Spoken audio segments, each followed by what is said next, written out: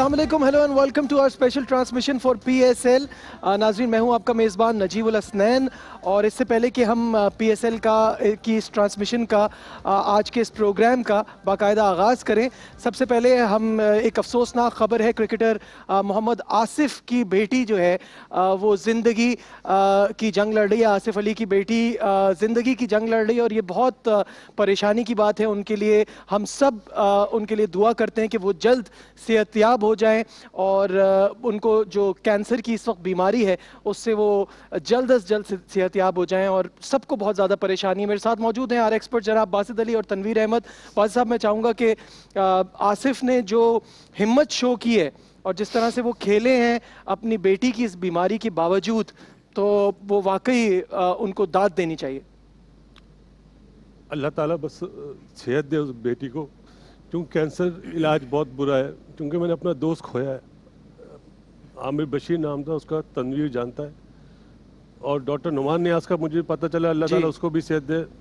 मतलब being a cricketer, सारे cricketer की दुआ आसिफ बेटा तेरे साथ है, अल्लाह ताला तेरी बेटी को सेहत दे। और ऑब्वियसली हम खुद भी पेरेंट हैं तो हमें इस बात का एहसास है कि कितनी मोहब्बत होती है औलाद से, और ये तकलीफ़ जो है आई होप कि जल्दी वो बच्ची सेहतयाब हो जाए।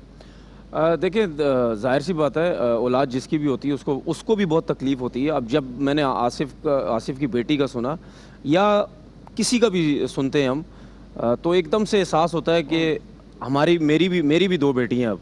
तो एकदम से दिमाग जो उस तरफ चला जाता है कि अल्लाह ना करे इनको भी कोई ऐसी प्रॉब्लम हो जाए तो फिर हम क्या करेंगे।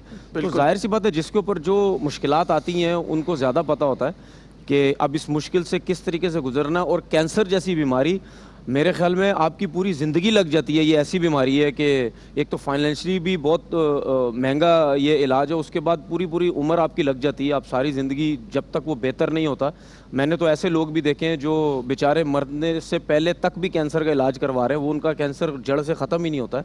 और इसके साथ साथ आसिफ अली के जितने भी दोस्त यार हैं, जितने भी क्रिकेटर्स हैं, जो भी उसके चाहने वाले हैं, जो अपनी तरफ से जो भी फाइनेंशियली हो गया या वैसे भी उसके घर पे जाके मॉरल सपोर्ट बहुत ज़रूरी है, क्योंकि उसका सपोर्ट इस टाइम ऐसी भी ज़रूरत है। आप उसको लेके जाएं, बाहर घुमाएं, मतलब अपने साथ कोशिश करें उसको रखें अपने साथ, के इस चीज़ से उसका ध्यान थोड़ा सा आगे पीछे और वो भी फ्रेश रहे। उसके साथ जो उनकी जो वाइफ है, उनके जितनी भी सहेलियाँ या जो भी उनको जानता है, कोशिश करे कि उनको ऐसे माहौल में लेके जाए कि उस चीज़ से थोड़ा सा उनका माइंड जो है वो रिलैक्स रहे। 2 साल पहले इसकी शादी हुई है जी, तो इसका मतलब वो तो बहुत छोटी है, अभी छोटी बच्ची है। और आपने ये भी देखा कि डीन जोन्स डायग्नोस हो गया है, होपफुली कि उसका इलाज भी हो और भी प्रेस कॉन्फ्रेंस में वो रोए हैं और रो के उठे कि हाँ, उसको पता था मैच से, जी उसको पता था और उसके बावजूद मैच खेले वो, और दोनों मैच बहुत बड़ी बात है, बहुत बड़ी बात है। और हम सब साथ है, तमाम cricket fraternity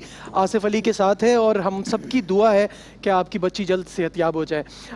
moving on, PSL की इस ट्रांसमिशन की तरफ आते हैं, हमारे प्रोग्राम की तरफ आते हैं। तीसरी टीम भी नॉकआउट मरहले में बाहर हो गई और पेशावर ज़ल्मी ने डिफेंडिंग चैंपियन इस्लामाबाद यूनाइटेड को इस इवेंट से बाहर कर दिया है। कामयाबी हासिल की 48 रन से। इस मैच में क्या हुआ आपको दिखाते हैं।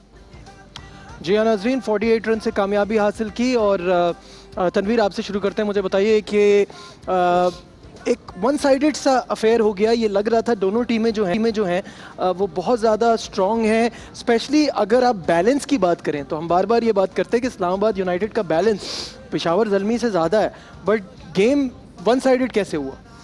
देखिए, सिंपल सी चीज़ है कि पेशावर की जो बॉलिंग है वो बहुत स्ट्रॉन्ग है। जिस तरह हमने पहले भी बात की थी, अगर पेशावर की टीम अगर 200 रन भी करती है तो वो 180 रन भी करती है, तो वो इतनी आसानी से किसी को रन चेज नहीं करने देगी। तो कल के मैच में तो मेरे ख्याल में बैटिंग में भी उन्हें वन साइड कर दिया मैच, जितनी ज़बरदस्त। लेकिन आपको इस बात का आइडिया हुआ कि टॉस जीतकर बैटिंग नहीं देनी चाहिए थी? अब जिस तरह आपने बात की, इस्लामाबाद की जो बैटिंग है या बॉलिंग है बहुत बैलेंस है। अगर मैं बोलूँ तो वो चेस क्यों नहीं कर सके, क्योंकि इस्लामाबाद की वैसी बैटिंग रन चेस करती थी, नहीं कर सकी वो। लेकिन बात यही है ना कि पहले बैटिंग करना इस तरह के प्रेशर मुकाबले में पहले बैटिंग करना ज़्यादा सूटेबल नहीं है। आपके सामने इस्लामाबाद की टीम जो टॉस जीती है वो फील्डिंग करती है पहले, बाद में रन चेस करती है। तो अगर वो टॉस हारे या जीते, उनकी तो मर्जी की बात हो गई, चेस तो नहीं कर सके वो। बात ये है कि सामने की जो टीम है वो बहुत, मैं मैं हमेशा एक चीज़ बोलता हूँ कि आप कभी ना कभी किसी जगह पे आप रिस्क लेते हो, आपको कभी फैसले चेंज करने पड़ते हैं। अभी इमरान भाई वाली बात मैं 92 वाली करूँगा कि वो ऊपर आगे बैटिंग करने उस टाइम जिस टाइम आने की ज़रूरत नहीं थी, पूरी दुनिया परेशान हो गई कि ये क्यों आगे इस नंबर पे।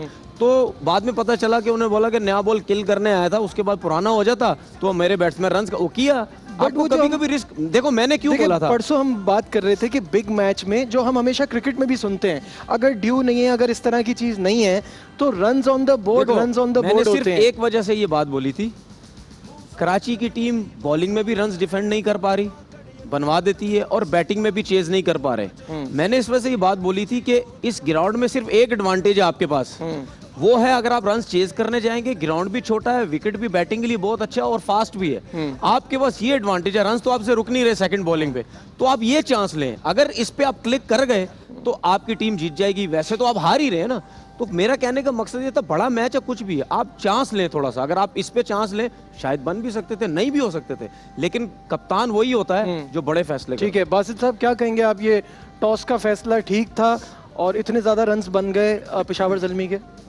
देखें, पहले तो क्रेडिट देना चाहिए अपना कामरान को और अपना इमाम को कि जिस वे में उन्होंने बैटिंग करी, उन्होंने बिल्कुल वन Exceptional, साइड कर जी। दिया था। सही है। और जहाँ तक टॉस की बात आपने करी, मेरे ख्याल है ये रात में ही इन्होंने प्लान बना लिया था कि टॉस जीत के हम पहले बॉलिंग करेंगे। ये क्या बात हुई, रात में प्लान बना लिया बगैर पिच देखे? ये तो आप ही कहते हैं कि ये सही नहीं है, पहले से कैसे प्लान बना लिया? चले मैं आपको इस तरह बता देता हूँ, कभी भी जब टॉस करने दो कप्तान जाते हैं ना, साथ में मैच रेफरी होता है, जब दायरा रोप होती है ना, उसमें जब इन होते तो दोनों एक दूसरे को टीमें देते हैं कि हमारी टीम ये खेल रही है। तो वहाँ पे अगर समी में इतनी पावर होती, ना मिसबा खेल रहा था, ना डाउसन खेल रहा था, ना समीम गुल खेल रहा था, एक और उन्होंने खिलाया उमर अमीन को, जॉर्डन को, एक बच्चा नबी गुल। तो समी को जब टीम पढ़नी चाहिए थी ना कि इनकी बैटिंग तो और कमज़ोर हो गई है, और उनकी प्लस पॉइंट क्या है, पावर किस में, बॉलिंग में, तो समी को टॉस के सीधा सीधा बोलना चाहिए वी बैट फर्स्ट। ये तीन चेंज होने के बाद ना मिसबा ना डाउसन, बैटिंग और ख़राब हो गई है, तो उसके बाद आप उनके स्ट्रॉन्ग पॉइंट पे जा रहे हैं, जो उनका स्ट्रॉन्ग पॉइंट है उनकी बॉलिंग। तो ये तो बहुत मतलब प्लान ही हुआ ना ये तो रात का। हमेशा इसीलिए कहते हैं जब दायरे के अंदर आप जाएं तो जब प्लान करें, सामने वाले की टीम देख के आपको तो फौरन बोलना चाहिए कि जी वी बैट फर्स्ट। ये पहले प्लान हो या ना हो, क्यों आपको नहीं लगता कि कप्तान उस वक्त ये डिसीजन उसको लेना चाहिए था, ये चेंजेस देख के? पावरफुल कप्तान नहीं है ना, आपकी मैनेजमेंट इतनी स्ट्रांग होती है कि कप्तान अगर बोल भी दे तो वो बोलेंगे नहीं नहीं नहीं, जो बोला है उसी, जो प्लान बना है उसी पे जाओ। भाई मुझे बताओ ना, जिस टीम में लास्ट टाइम मिसबा खेला, बिल्कुल खेला, अपना डाउसन खेला, बिल्कुल खेला, समीम गुल खेला, जब तीन इतने मेन प्लेयर नहीं खेल रहे उसके बाद आप उन्हें टॉस जीत के बैटिंग दे रहे हैं, तो मेरे हिसाब से तो बहुत गलत फैसला था। और ये आपने सही बात की कि उनका स्ट्रॉन्ग पॉइंट उनकी बॉलिंग Bowling है, है। इतनी ज्यादा है कि मैं और आप तो ये कह रहे थे कि इतनी बॉलिंग पे इनका फाइनल में पहुंचना जरा मुश्किल ही नजर आ रहा है। उन्होंने उस स्ट्रेंथ को इतना खूबसूरती से यूज किया कि वो यहाँ देखिए तक ना, पहुंच गए। चले काम ही बहुत माशाल्लाह, जब से पाकिस्तान आया माशाल्लाह बहुत अच्छा बिल्कुल खेला है। change हो हालांकि गया, वो जी। अनफिट हुआ है, वरना वो बहुत बड़ा 100 करता कर। इमाम बहुत अच्छा खेल रहा है। मुझे आप ये बताएं ना कि जो मिस्टेक कराची ने करी रात प्रोग्राम में मैंने बात करी, वो उन्होंने नहीं करी, लेकिन ज़्यादा से ज़्यादा अगर आप वो ज़्यादा पार्टनरशिप नहीं होती, 170 रन्स करते, 170 पे भी उनकी बॉलिंग बहुत ज़्यादा इफेक्टिव है। ये तो 214 रन बने ना, जी। ये तो बहुत ज्यादा हो गया, क्योंकि फिर तो ओपनरों को मारना ही था ना, मारना ही था, 6 ओवर में बिल्कुल। 70 रन करने, 60 करने, उसमें वो 3 विकेट गंवा चुके। तो हमेशा ये देखना चाहिए तनवीर का प्लस पॉइंट क्या है, मेरा प्लस पॉइंट क्या है, और अपने प्लस पॉइंट पे खेलना आप चाहिए। अपने प्लस पॉइंट पे खेले ना खेले, दूसरे के प्लस पॉइंट पे ना खेले। 100% यार, ये इतना बड़ा आपको उनकी इवेंट है, स्ट्रेटजी सेमीफाइनल था यार। बिल्कुल। इस डिस्कशन को आगे बढ़ाएंगे, but on the other side एक हमारे साथ रही।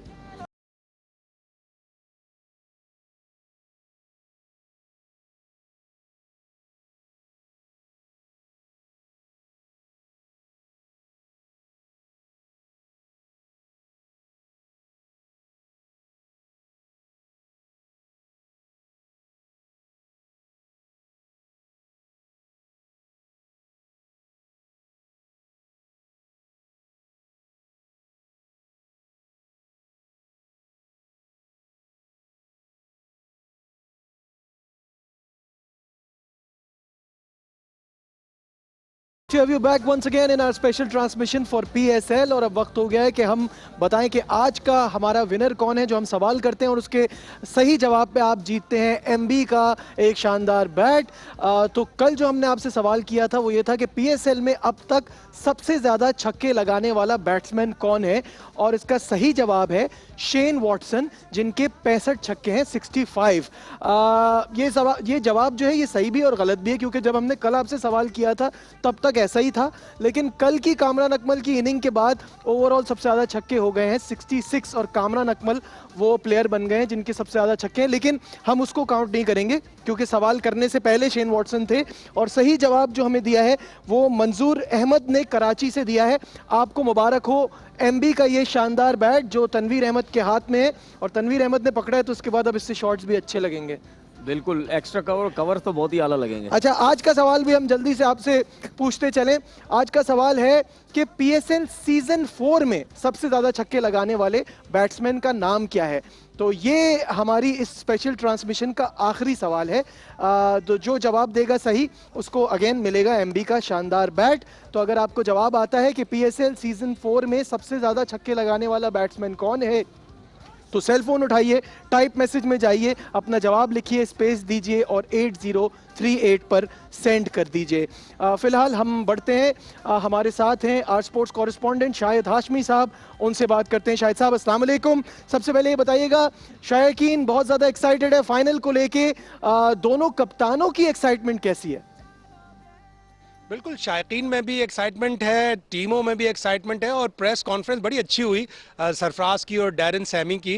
डैरन सैमी बड़े मज़ेदार जुमले बोलते हैं। उन्होंने कहा कि हम दोनों मैचों में लीग के हारे, प्लेऑफ में हारे, लेकिन मैं अपने लड़कों को अक्सर ये कहता हूँ कि लाइफ में बहुत सी चीज़ें अच्छे के लिए होती हैं, और उस वक्त मैच जीतो जब वो रियली मैटर करता है। जिस तरह हमने 2017 का फाइनल जीता था, तो फाइनल जीतो, चाहे बीच के मैचेस हार जाओ। तो अब तक जितने भी मैचेस हुए इन दोनों टीमों के पिछले 3 PSL एडिशंस में और इस चौथे एडिशन में, जब भी नॉकआउट मैच होता है, नॉकआउट पंच होता है, वो पेशावर ज़ल्मी ने लगाया है।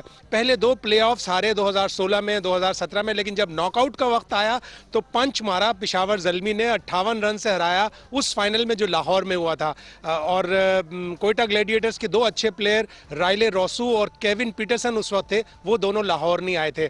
यहाँ पर भी दोनों लीग मैच, एक 6 विकेट से जीता है कोयटा ग्लेडिएटर्स ने, एक 8 विकेट से जीता है। प्लेऑफ में कोयटा ने बड़ी अच्छी कामयाबी हासिल की 10 रन से, लेकिन जब फाइनल आएगा तो उस फाइनल में पंच जो है, उस पंच से अब कोयटा ग्लेडिएटर्स को बचना है। बड़ी मजबूत टीम हो गई है कोयटा ग्लेडिएटर्स। शेन वॉटसन यहाँ आए, पिछले साल उन्होंने मना कर दिया था, वो नहीं आए थे, तो उसकी वजह से थोड़ा फर्क पड़ा था कोयटा ग्लेडिएटर्स को, और वो एलिमिनेटर में हारे थे पेशावर ज़ल्मी से 1 रन से। तो इस दफ़ा उनके पास शेन वॉटसन है, टूर्नामेंट के टॉप स्कोरर हैं, बड़े छक्के लगा रहे हैं। और जब डैरन सैमी से पूछा गया कि शेन वॉटसन, तो उन्होंने बहुत बुरा सा मुंह बना के कहा कि yes, he is really a pain for us. और जब भी वो खेलते हैं, इस लीग में भी 91 उन्होंने बनाए एक मैच में, और यहाँ भी 71 बनाए जब प्ले ऑफ था। तो Shane Watson will be the key for Quetta gladiators, और अगर पेशावर ने उन्हें जल्दी आउट कर लिया तो फिर कोयटा के लिए। अच्छा शाहिद साहब, इस वक्त फाइनल के बारे में सब यही कह रहे हैं कि कोयटा की बैटिंग और पेशावर की बॉलिंग का मुकाबला होगा, क्या आप इससे एग्री करते हैं?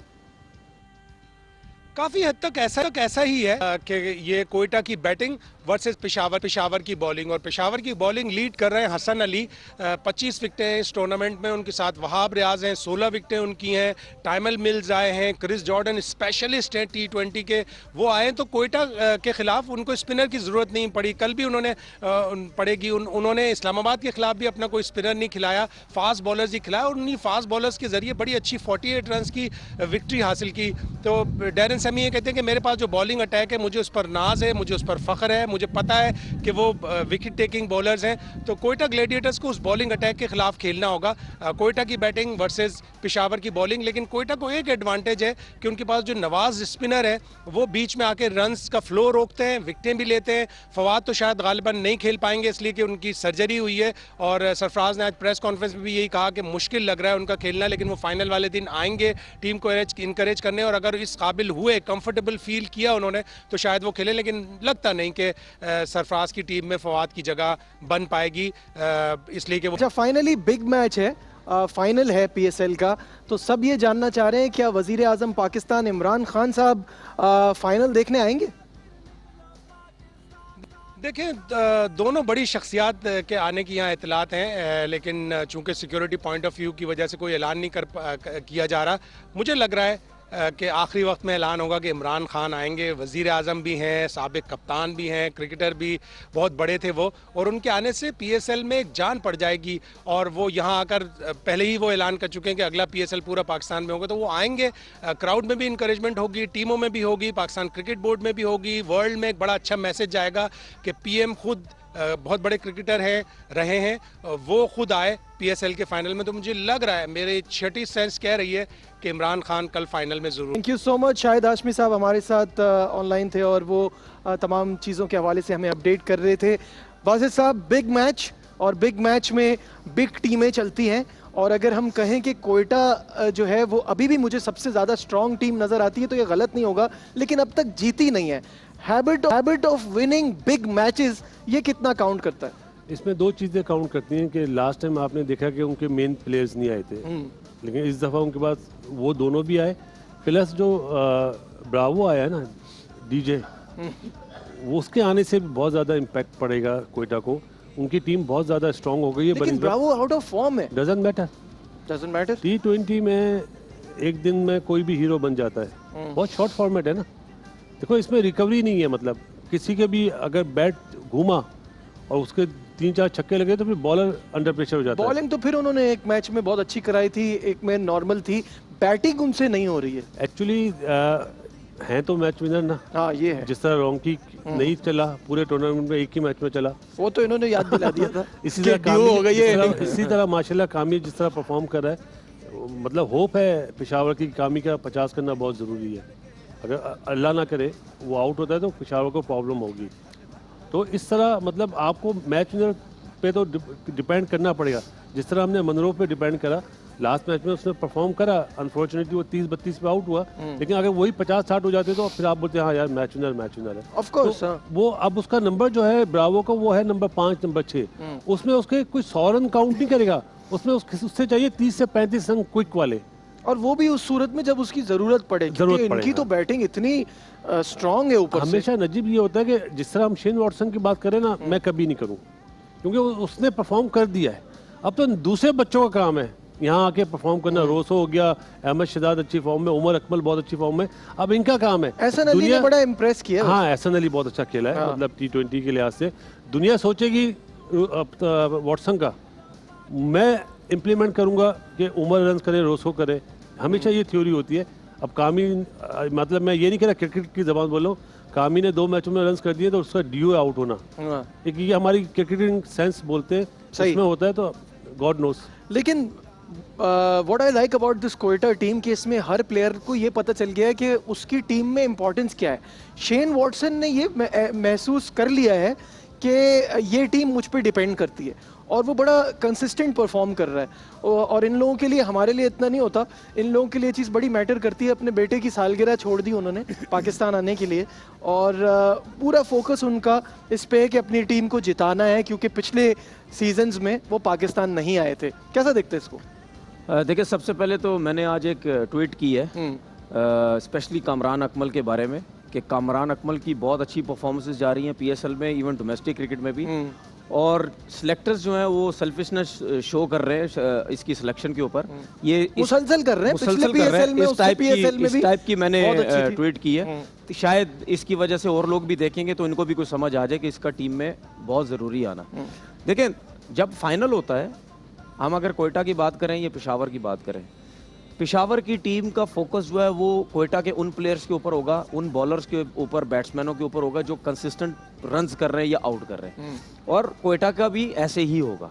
उसके साथ क्या होता है, जब इतना बड़ा मैच होता है तो अगर शेन वॉटसन परफॉर्म कर रहा है तो पेशावर के पूरे बॉलर जोर लगा देंगे शेन वॉटसन के ऊपर, शेन वॉटसन को आउट करो। अच्छा, उसके साथ क्या होता है, उस जिस तरह बासित भाई ने बात की है अभी, उसके साथ ये होता है उसके ऊपर फोकस लगाएंगे। उनके माइंड में ये नहीं होता कि दूसरे रन्स करेंगे नहीं करेंगे, अगर दूसरे रन्स कर गए उनके ऊपर प्रेशर डल जाता है, एक मिनट के अंदर प्रेशर डलेगा, क्योंकि 20 ओवर की क्रिकेट में आपके पास गुंजाइश बिल्कुल नहीं होती है। तो शेन वॉटसन के अलावा जब दूसरे रन्स करेंगे तो वो बहुत ज्यादा प्रेशर हो जाएगा। Pressure हो जाएगा। तो बड़े मैच में बड़े प्लेयरों को, बड़े बॉलर्स के ऊपर फोकस एक दूसरी टीमें रखती है जो परफॉर्म कर रहा है, क्योंकि उनके ऊपर फिर फोकस इस वजह से ज्यादा होता है कि उनकी गलतियां देखते हैं कहाँ वो ज्यादा गलतियां कर रहे हैं। उनके जो फेवरेट शॉट्स होते हैं उसमें फिर बॉल ज्यादा नहीं की जाती, Which तो I think- उसके अलावा दूसरे परफॉर्म करेंगे तो वो बहुत अच्छा हो विच आई जाएगा। थिंक कि ये हुआ इस्लामाबाद के साथ कि ज्यादातर लोगों ने फोकस जो है वो रोंकी पे किया हुआ था, लेकिन यहाँ आने के बाद डेलपोर्ट रन कर रहा था और बड़े रन जो हम एक्सपेक्ट नहीं कर रहे थे।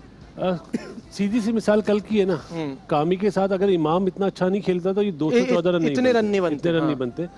मतलब देखें, मतलब किसी को बुरा नहीं मानना चाहिए, जो मैनेजमेंट है उसको ये पिक करना चाहिए प्लेयर्स के पावर प्ले में ज़्यादा बॉलें उसको फेस कराए, मतलब XYZ कोई भी हो, अगर ज़्यादा बॉलें कामरान फेस करता है और वो आउट नहीं होता तो फिर तो ब्लंडर है, फिर तो वो आपको पता है 6 ओवर में अपने 40 कर जाएगा बिल्कुल। और टीम वो भी है। इसी तरह जिस तरह आप शेन वॉटसन की बात करें, उसके साथ कौन आता है, अहमद शहजाद को ज़्यादा फेस कराते हैं, वो अच्छी फॉर्म में।